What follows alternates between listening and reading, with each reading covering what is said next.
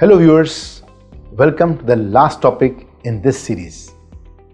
This video deals with the most complex subject of this series, the applicability of IRR for real estate developer. Over the last few years, discounted cash flow method has become the de facto choice by developers for computing the internal rate of return for money invested by them in any real estate project. While this is the correct approach for evaluating IRR for investment in real estate projects by banks, finance companies and private equity funds, but not necessarily for real estate developers. To understand this difference, one has to understand the preconditions for use of IRR for evaluating project investments. These are: A. As soon as a surplus is available from the project, there should be an opportunity available for reinvestment of that surplus. And B. Once the investment is made and the project starts generating positive inflows, the project should never again require additional investments. The theory says that if these two conditions are not fulfilled, IRR is not advisable as an appropriate decision-making tool.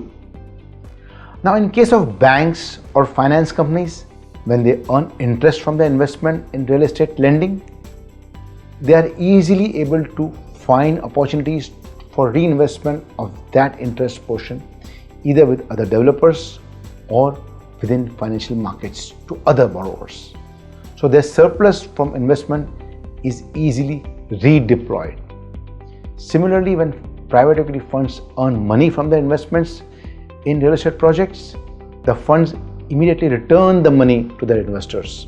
So the funds do not need to search for investment opportunities, hence the funds too are not left with uninvested surplus.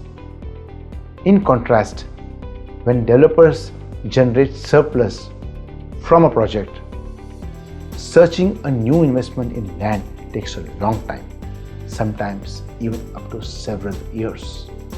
Moreover, the surplus from sale of inventory comes in small amounts, and land markets require investments in large quantities. Therefore, the surplus for developers continues to remain uninvested for a long time. And now, the escrow account norms under IRERA have further restricted the scope for immediate reinvestment of developers' surplus. So the underlying precondition of immediate opportunity for reinvestment of surplus gets satisfied for banks, finance companies and private equity funds, but not always for developers. Now coming to the second precondition for using IRR. Once a project starts generating positive inflows, the project should not demand fresh investment of funds. This again is generally true for banks, since banks do not disburse any money after the project commences repayment. However, for real estate developers, there are times where bookings from customers is not sufficient to fund the project, and the developer needs to put additional money again into the project. Now, going by the first principles, if IRR is computed for a project that starts giving surplus and then requires investment before again giving surplus, then this situation could result in what is called imaginary roots. This results in absurd answers. Therefore, the theory refrains one from using IRR in such situations.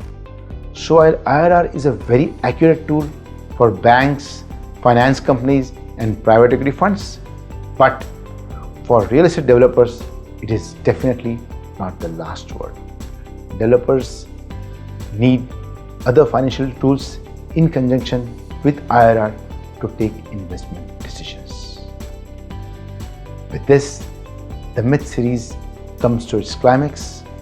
Hope you will now find real estate a bit less complex subject.